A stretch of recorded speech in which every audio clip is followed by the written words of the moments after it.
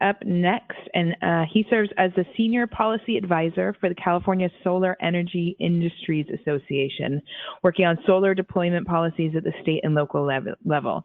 Previously, Kelly served as a lead advisor and project manager at the Department of Energy's Office of Energy Efficiency and Renewable Energy and Solar Program. He also served as an Energy and Environment Advisor for Senator Jack Reed and Senator Mark Udall. Kelly developed a state and local policy experience with Utah Clean Energy and Renewable Energy technical expertise as a postdoc at the National Renewable Energy Laboratory. He received his BA from Carleton College and a PhD in chemistry from UC Berkeley. So welcome, Kelly. Come on up.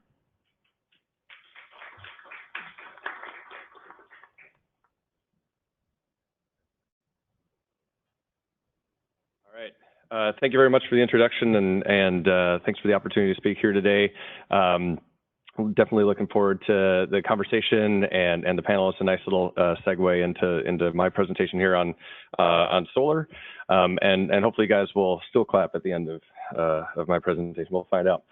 So I work for the California Solar Energy Industries Association. We're a trade association that represents about 450 companies that are doing solar and storage in the state of California. And that's about half of our members are installers, but there's also manufacturers, distributors, and a lot of different parts of the value chain for solar and storage.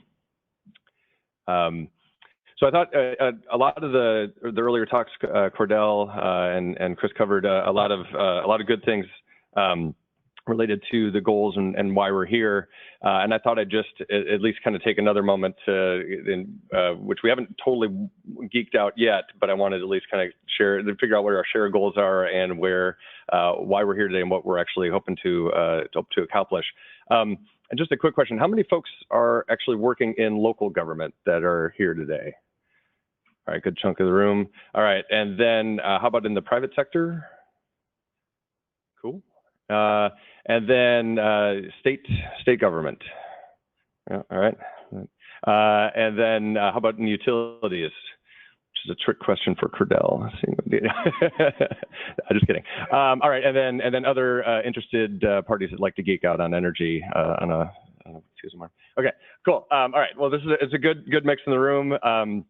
And I just think I worked for quite a while in the public sector, and now I've continued on with my clean energy expertise and liking to work on work both at the state legislature for Kelsey as well as on the local level with CCAs and local permitting and building officials. And so what drives me is a lot of local economic development and job creation and supporting jobs. Usually it's an easier number to say that how many jobs were supported rather than created. But those are the kinds of things that drive me. Hopefully that all of us here today, when meeting a lot of these other goals, we are definitely trying to figure out how can we help out our community. We obviously have clean air goals as a state, and that includes with climate change and also resilient communities. Certainly with the fires in the last few weeks, our thoughts are going out to those communities and how they're recovering. We want to make sure folks are resilient in that, and also earthquakes, and just being aware of what we can do for communities in that regard. And we've got really ambitious greenhouse gas emission reduction goals here in California. 40% below 1990 level by 2030 is impressive, and it's been great to see how well California has been already achieving these goals. I guess we're all kind of doing. I'm going to borrow a bullet from Cordell's. I'm not a keynote address, but in terms of a little story of where I came from. And why I'm interested in this. When I was going through college and grad school, my background was in chemistry. It was lasers was really the easiest answer to what I did at Cal. And then I started blasting solar cell materials with lasers at the National Renewable Energy Lab. That's how I started getting into solar.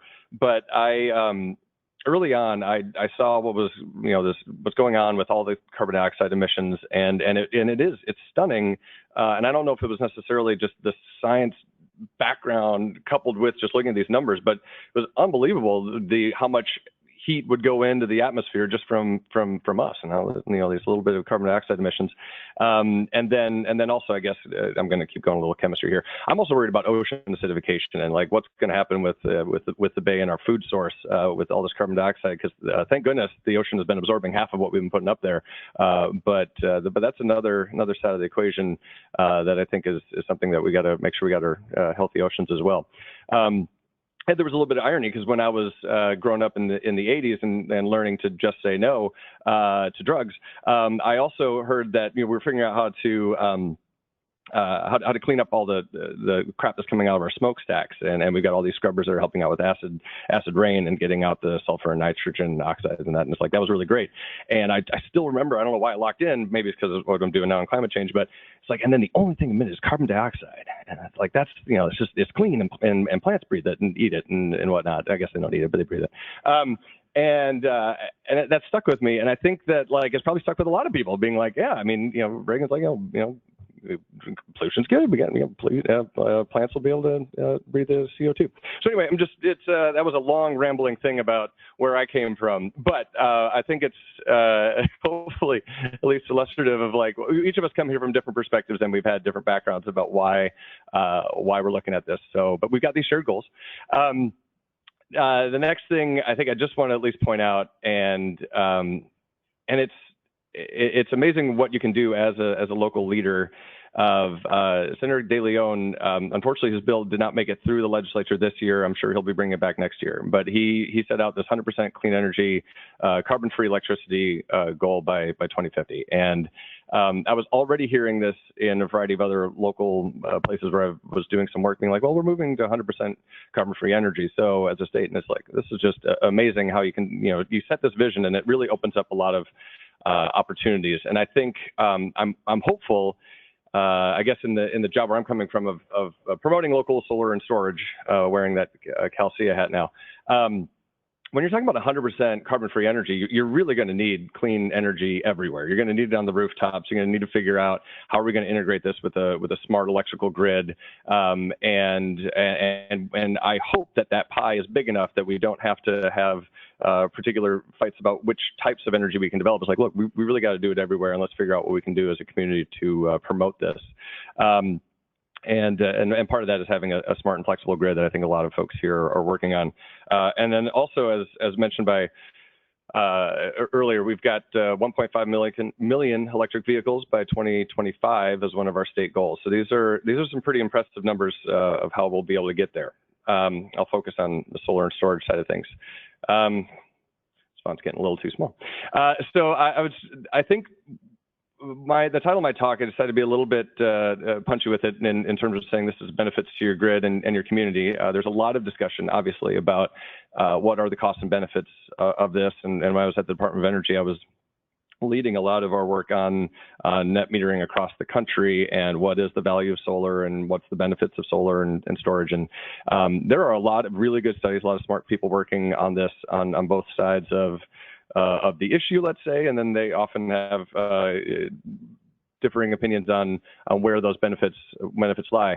But a couple of things are really standing out now, and it's been a talking point for years. If you have local solar and storage, but now increasing more storage, but for a while it was local solar, you're going to be offsetting a lot of these transmission costs. And there have been a few here in California that already happened.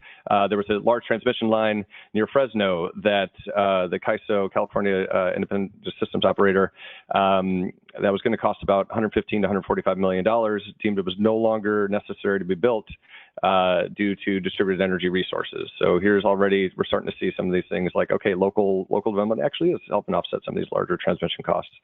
And in 2016, PG&E had also canceled about 16 different transmission projects due to energy efficiency, of course, and rooftop solar. And that's almost $200 million in transmission cost savings. So we're hoping that these costs that we're going to be incurred on the ratepayers this is something we can talk about. All right, well, local solar storage, like there actually are some benefits, and it kind of pushes back on some of the cost shift. Like, well, wait a minute, I think there actually could be some benefit shift as well. And then I think I just want to at least point out that local solar, with their all their widgets of inverters, as well as increasingly, especially on the commercial scale and more public scale projects, and moving towards residential, having storage as well as part of this smart grid. We're actually having individuals, homes and businesses are purchasing these things and contributing to having more functionality within our grid on their own, and hopefully we can incentivize them through our public process as well. And just making a point here that I think has already been mentioned, but adding storage to our grid is going to be as a very dynamic new widget. I think this is really opening a lot of opportunities, because now we've got something that can capture a lot of that extra energy when it's when we're trying to incentivize use during the day. Now we've actually shifted a lot of our energy use into the evening hours, with both of our a lot of solar generation as well as a lot of public policy, which is cool. Customers responded, and now it's like, okay, well, now you moved it to the evening. Now we got to figure out what to do there to incentivize use during the day. And we'll see about, Cordell mentioned electric vehicles during the day and charging that in the workplace. And I think that storage can also be a part of that solution, so that we can actually absorb a lot of that extra solar during the day and then use it in the evening when folks are coming home, and all these other things are driving demand in the evening. And there's also other wonky benefits that are discussed in all of those proceedings that Chris mentioned at the CPUC. That I think we'll let Chris talk about that one. And then benefits to the community. I think that the biggest thing here, and it's fun to me when like talking points just like they feel real. They hit you on the truthiness kind of level, and job creation in solar. That's more than talking about. It's like over 100,000 California jobs now. When I first moved back to the state 2 years ago, I was working on a federal investment tax credit extension, the solar tax credit. Given my background on the Hill, and now coming out here and working with local communities, especially in the Central Valley, of how this was helping benefit them. And my talking point while going up and down the valley was like, it's 50,000 jobs here in California. It's as much as the 3 investor-owned utilities combined. And now it's only 2 years later, it's at 100,000. So this is really growing. And that's and I just think that these are real jobs in the community, lots of local businesses that in all parts of the supply chain, that and it's been cool working at CalCia, having a lot of these individual businesses coming on up to the Capitol and talking with their local elected official, and it's like there's 3 or 4 or 5 different businesses being represented, and it's like, holy cow, this is real. So I just want to at least hopefully give that, like the solar jobs and storage jobs they're real. And then I also think that what we're trying to do here is figure out, well, what are we going to do going forward? Like, how much more expensive is it to build the next thing or to pay for the next thing? We've talked about natural gas plants, and maybe if we can move from reducing our emissions from those. Thankfully, we've moved on a lot from coal, especially in California. But what we want to do is have oh, that's a nice typo. Battering, store expensive as opposed to battery. Well, there you go. So battery can store inexpensive energy and use it at times when it's at high cost. So this is something that we can actually figure out how to make sure that we don't have as many natural gas plants firing up during peak periods, and we can use a lot of battery storage. Both, I think we're going to have large scale and local on the storage front to bring those costs down. And we've been seeing them come down. But I think that will help significantly reduce those emissions and the strain on the grid. And then this is something that, in terms of new housing development, especially looking at the greater BayREN community, and how we can be creative and thinking about how would we possibly build new housing developments, and could we have local solar and storage on those homes and in some of the commercial installations there. But as Cordell mentioned, maybe there are some things we can think about as we're rebuilding the communities in Santa Rosa. But it's still way too soon to talk about that. But it is timely, I think, to and I don't want to talk about it. You can talk to your local person, but I think we should be thinking about creative ways we can do that as we're moving forward. All right, so we've already had a little bit of a primer, and a lot of discussion is going to be on this 2019 building codes. As mentioned, the California Commission is developing the new residential and commercial building codes. They've got draft comments that are out, and people are commenting, or sorry, draft regs are out, and people are commenting on them right now informally, and we've had some opinions. Other folks in the room have had opinions. You know, this is one of the things that's come up is over about the past decade or so, we've been talking about California making it to zero net energy, and unfortunately, the most recent cycle as mentioned, realities. I think there are other realities about how we can meet it, but unfortunately, it's not meeting the true net zero energy homes. And I think that we can get there as a state, and CalSIA jointly filed with SIA, the National Solar Energy Industries Association, in urging to still be able to push to get to a true zero net energy homes. I also think it's important, like I may be wearing a solar and storage hat right now, but energy efficiency is still first and foremost, and we're doing an awesome job at that as California. And when I was working in Rhode Island, actually, one of my colleagues here, Francesca from Tesla, we were working on telling the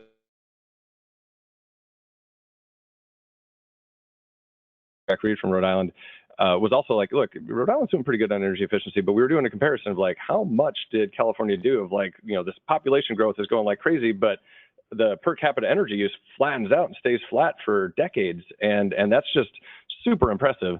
And what's even more impressive is having some of these conversations at the CEC, and the biggest energy use right now, the biggest driver of the energy use is plug load. Like, what are we going to have with actually plugging in all of our stuff? And electric vehicles, I think, is coming down the road too. But like, we've done a really great job with insulation and figuring out all these other practical things and building in into our homes and buildings that we're getting to a point where like, okay, well, what do we do next to continue to move down this zero energy path? And that is where I think more solar and storage can really contribute. And so I think these all complement each other. And I think a lot of what we're trying to do is figure out what is a cost-effective way for these homes to be built, when you're talking about residential energy code, and making sure that builders have the flexibility to be able to meet those. If you're in a certain climate zone and whatnot, solar and storage may be more cost-effective than some others, but I'm not trying to pick winners and losers, just, let's have some of these opportunities out there. And it was a great table for reference going forward of all 15 climate zones where solar photovoltaic PV is cost effective in all 15 climate zones across the state.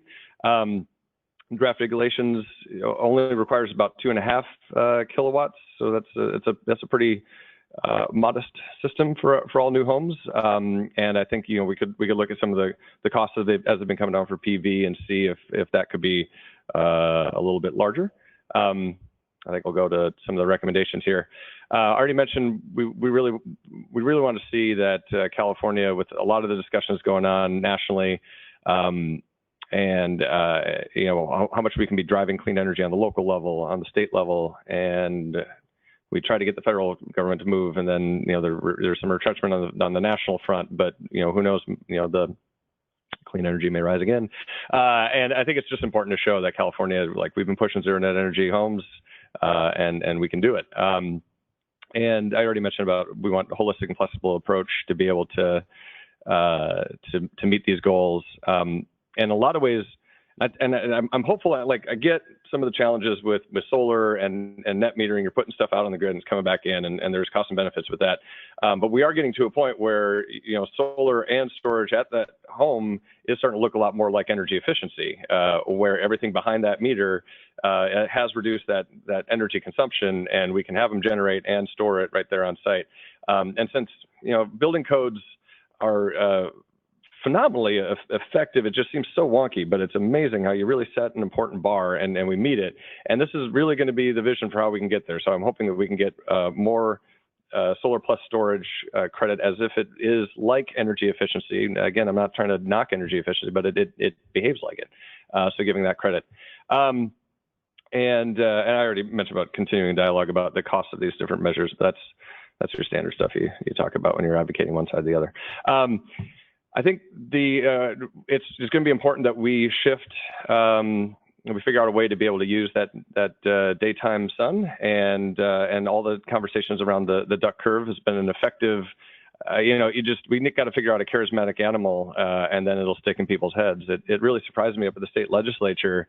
I mean, they're all smart folks. I'm not surprised that they can pick up on really wonky things, but like they're like, oh yeah, duck curve, totally get it, and it's like they do, and it's just like, but this is like super wonky. Like what? It's the demand that comes up at the end of the day, and there's this belly and March, and I don't know. There's migrations. People use a lot of metaphors, but anyway, I'm going to try to figure out a charismatic animal for local storage and solar. But the point being, that definitely is a challenge. We need to face it as a state, but the new homes are not going to be that big of a piece of the, I don't know. I got to work on this metaphor. I just went hunting this last weekend in South Dakota, and there were some ducks flying around. I was like, I got to think of a better metaphor on Tuesday, and I didn't. So it was my bad. I guess I was spending too much time hunting. But the point is, we can figure out ways to be able to use that daytime sun. As already mentioned, if we can include that within this overall energy design rating that was referenced earlier about how we're going to have an energy efficiency component as well as a solar and demand side of how we can meet these goals as a state. And I think that 2019 code, it'll come in 2020. But these costs are going to keep coming down for storage, and we'll see over time that potentially while jurisdictions are adopting the 2019 code, and it sometimes takes years for them to adopt it, it's their own choice, and really implement it, that those storage prices can be down, and therefore we might hit a point where it's like, oh yeah, this is going to be a no-brainer. And just hopefully that'll give that pathway for more flexibility for the builders and the customer.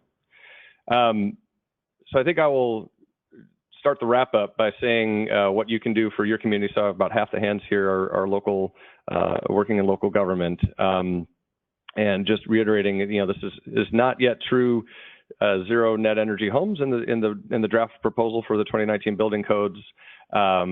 This is not to knock all the hard work that's been done in that, but this is just putting on the advocacy hat. But it's not fully there. But you as a community, and this was already mentioned, to be able to do stretch goals. Thanks, Cordell, for saying you guys are thinking about looking at 2019 codes early, and that's already stolen one of my punchlines here, which is great, because that's exactly where we want to have local folks thinking about that. And there are some local solar ordinances already here in the Bay Area, in the BayREN community, with San Mateo, Palo Alto, San Francisco, Fremont. Obviously, we got Sonoma's looking at it. I know Marin is also doing that. They've got some energy efficiency measures that are already in place. And then there's also some local solar mandates in Sebastopol. Sorry, I spoke too fast there. San Francisco, Santa Monica, and I think Lancaster for some reason. There we are, Lancaster. So they've got some of those goals. So this is great, and I think that will really help push your community. And when doing this, obviously work with your building officials, please. They are super smart, and they know this stuff. They know how to make sure that the houses and the buildings don't burn down, and they got their stuff. They're, at the end of the day, their butts on the line to make sure everything's safe, and we want everything to be safe and solid. But you can push them too. When you nudge them to say we can do a stronger code, they'll also figure out how to be able to do that. But please work with them. Obviously, your local utility, it could be a CCA, it could be PG&E, and then also the private sector. Just as Kelsey, we're here to help have those conversations as well of what you can do. And then I would also just make a plug. The California Energy Commission, part of how I knew some of these bullet points is on their website. They've got the stretch ordinances, model ordinances that are available right now for local cities and counties to be able to go beyond the energy code, the standard state energy code. And then also in the 2019 code, they're working on a local ordinance for solar, so both PV and solar water heating, similar to what's been done in other cities, including, of course, San Francisco, where we're at right now. So please take a look at that. A lot of that work has been done for you, and then the key with all these things is to modify for what works well for your community. And then I think it's also just part of how you can be creative here is we can think about sending the proper price signals for local solar and storage deployment.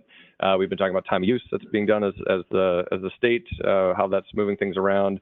Thinking about local rebate programs, similar to what we've got for electric vehicles. You can think about that with storage and different rate designs, but that's for another day. But just want to think about creative ways that we can promote some of this local energy and get some of that local jobs and economic development. So with that, I'll say thank you and happy to take a few questions.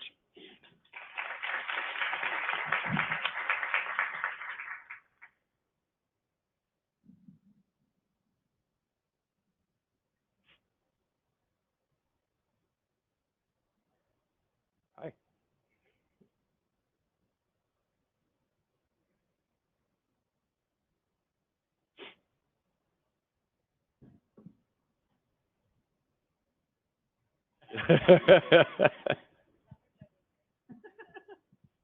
It's Barry Hooper, City and County, San Francisco.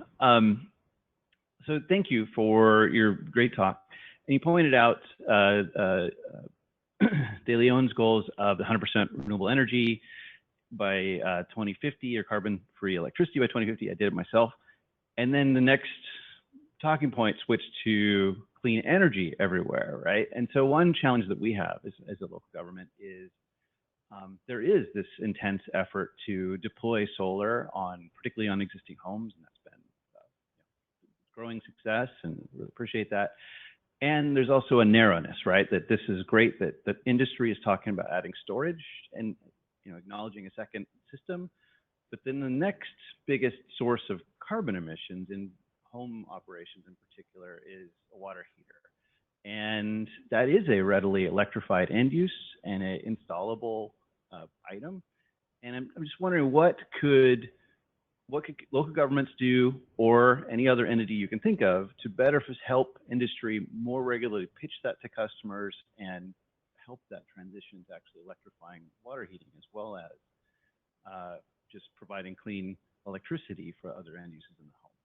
Yeah, it's a great question, and I think you're nailing on the head. And there's a lot of different ways I was expecting you to go with that. I know San Francisco's been doing a lot of different ways of how do you reduce all emissions of carbon emissions down. But yeah, sticking to the electric sector, I think that one of the bills I was working on this year was AB 797 by some of them remember Jackie Irwin down in Thousand Oaks area in LA. To extend an existing rebate program for solar water heating. So that's it's a natural gas rebate that in the San Joaquin Valley now will also help folks that have propane and wood burning to be able to use solar water heating. So put up some, it's even older school technology of something, dark colored black with some pipes go down, and you have a second water heater in the basement, and there you go. And that conversation, that got an extension for 2 years for that rebate program. So that's there. So one thing is just talk about what is available, and you could use that to reduce your natural gas use. It's a great question on the electrification side, because a lot of that conversation started going around, well, there's a large heat part of the equation here. We talk about electricity, but there's a lot of home heating and cooling, and water heating is a big part on the natural gas use. 42% of our state's natural gas use is on water heating. So it's a lot. So I think there will be an ongoing discussion about, well, what if we were to switch over to electric? What if we had heat pumps, was mentioned earlier, in addition to having, I've got to keep saying solar water heating because that's my job. But we got a whole slew of technologies that we can talk about here, and I think it's important to talk about how we're going to get to the heat side of the equation too. So I would say, the same thing when you're calling your local elected officials, say that CCAs are good. You should also be asking them to please talk about what are we going to do with this heat side of the equation, water heating, and making sure that we're getting more efficient. Because I wouldn't be surprised if we had some more work going on that level. CPUC as well is they're doing a great job of promoting this program with actually SoCal Gas, PG&E, and the Center for Sustainable Energy, which did that report that I guess we're all supposed to go read. It's the best one ever, Cardell. That's good. On electric vehicles, exactly. But the Center for Sustainable Energy has also been promoting a lot of that outreach on electric water heaters and different types of more efficient water heaters, which includes heat pumps as well. So that's hopefully gave some resources, and that's part of that conversation. But I think you're nailing it on the head. We're going that direction as a state on the heat side. Yeah, right here, and then a couple others.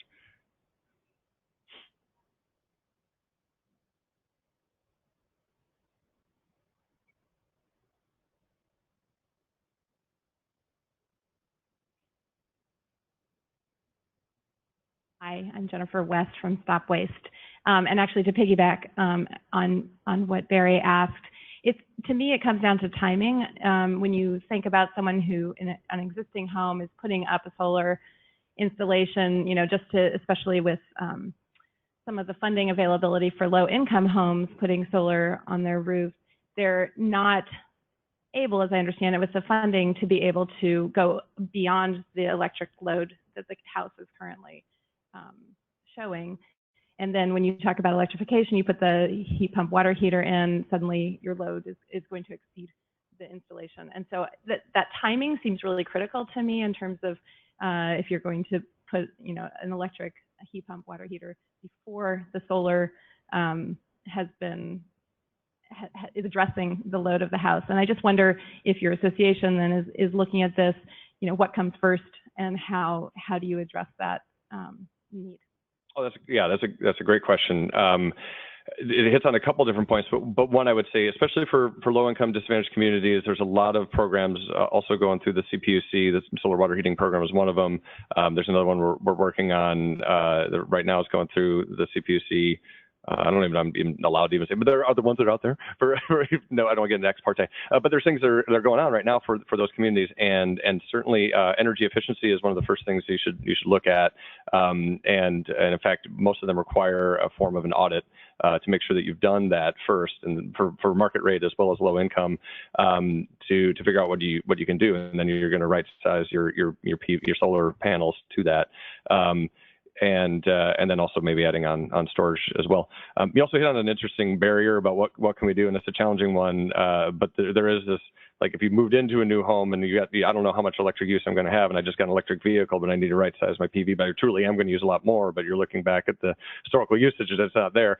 That's a very astute comment that you made, and it's one of those barriers of, like, how do you prove, like, oh, actually it's like chicken and egg thing. And I was just on a panel just last week with a gentleman in the governor's office, and he was mentioning that very exact thing when he had bought an electric vehicle, but he couldn't prove, like no, I'm going to use more. So that's something that we're happy to have those conversations with PG&E and other places. But I'd say still energy efficiency first. Yeah.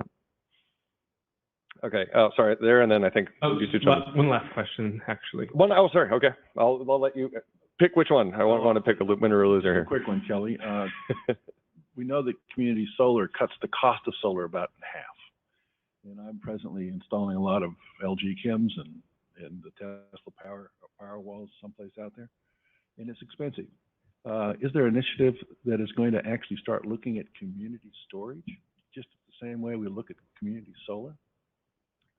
I think those conversations are definitely starting already, and I think that they're even more in their infancy than the community solar. But I think that I've been in some of the conversations with the East Bay when they were doing a lot of brainstorming. The East Bay CCA was like, what are they going to do? And some of those conversations of community solar and community storage were a part of that brainstorming. I don't know I can't speak to as many examples, I guess, yet of where community storage came in. It's been part of that kind of concept, was also part of a lot of the smart grid discussions that happened after Hurricane Sandy in installations in Jersey. New Jersey had a cutting edge installation. I don't recall if they had community storage, but those are the kinds of, sometimes you get the timing of when you can have those conversations, and that's usually got to hit those right. But yeah, I think it's out there, but it's still at the infancy to talk about community storage.